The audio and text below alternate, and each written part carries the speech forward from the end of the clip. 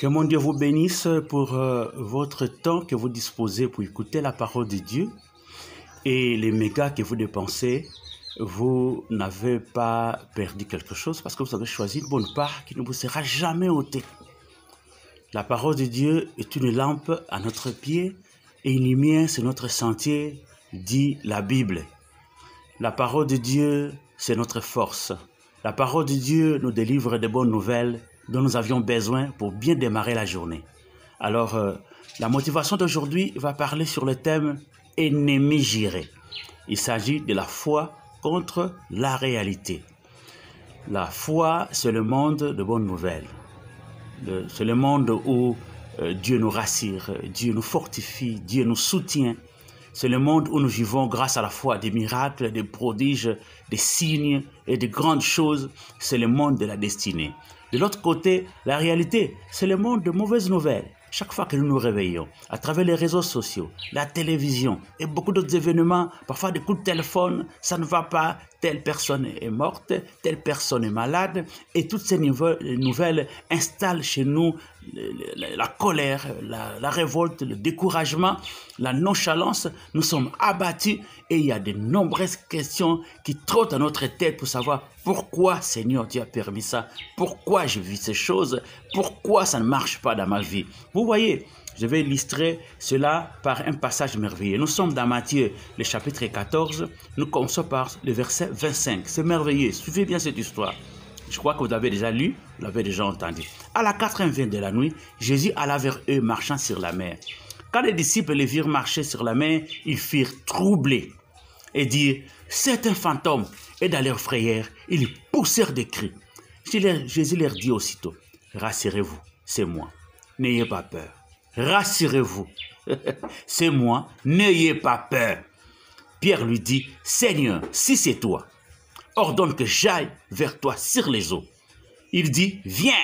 Pierre sortit de la barque, marcha sur les eaux pour aller vers Jésus. Mais voyant que le vent était fort, il y eut peur. Dans notre passage, on dit le vent était contraire. Et comme il commençait à enfoncer, il s'écria « Seigneur, sauve-moi !» Aussitôt Jésus étendit la main, le saisit et lui dit « Homme de peu de foi, pourquoi as-tu douté ?» Ils montèrent dans la barque et le vent cessa. Waouh! Est-ce que tu peux acclamer la parole de Dieu là où tu es? C'est merveilleux, c'est merveilleux. Bien-aimé dans le Seigneur, j'ai dit la guerre entre la foi et la réalité, c'est implacable. C'est tous les jours de notre vie. La réalité va utiliser tes yeux et tes oreilles pour installer la peur, les doutes dans ton cœur. Dès que tu as peur, dès que tu as les doutes, tu oublies Dieu. Il ne représente plus rien pour toi. Pierre, avec ses disciples, arrive en pleine mer. Il voit quelqu'un marcher sur les eaux. Je crois que c'est la première fois dans leur vie de voir une personne marcher sur les eaux. C'est comme si c'était crié. C'est un fantôme, fantôme, fantôme. Jésus dit non, non, non, pour les rassurer. C'est moi, c'est moi, c'est moi. Pierre, comme il était toujours courageux et fougueux, il dit non, non, non, non. Si c'est toi, ordonne que je vienne vers toi. Jésus dit, viens. Pierre sort, mais premier pas, deuxième, troisième. C'est tellement qu'il s'est posé dans sa question, une question dans sa vie. C'est la première fois que je marche sur les eaux, mais c'est fantastique. Ah, la réalité n'est pas toujours loin. Il rôde aussi comme les diables son maître. Il lui fait comprendre, écoutez, le monde où tu es, c'est mon monde. Il envoie un vent fort dans les oreilles et les yeux de Pierre. C'est comme ça qu'il eut peur, il commença à s'enfoncer.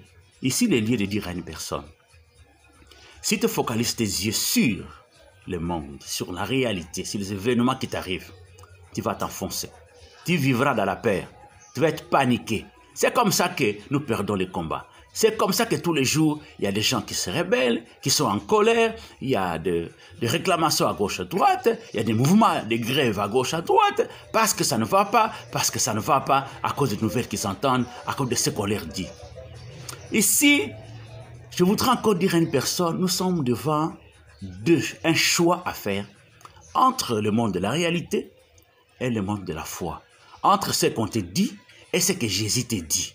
Si tu optes d'écouter ce que les hommes, les diables et le monde te disent, tu vivras dans la peur toute ta vie. Tu vivras dans les doutes toute ta vie. Or, dans cet état, tu ne peux pas vivre le miracle de Dieu. Tu ne peux pas vivre la visitation divine. Ça, je te le rassure.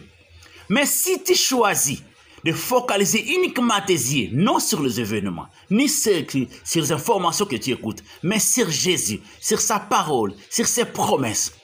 La Bible dit, Jésus a fait cesser le vent. Jésus fera cesser le vent dans ta vie. Jésus fera cesser les troubles de ta vie.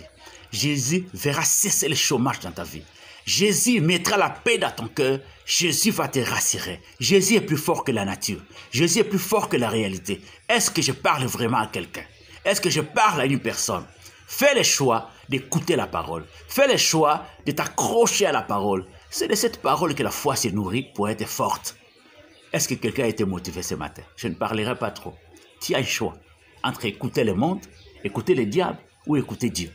Si tu écoutes Dieu, tu as gagné. Si tu écoutes le diable, tu vivras dans la peur.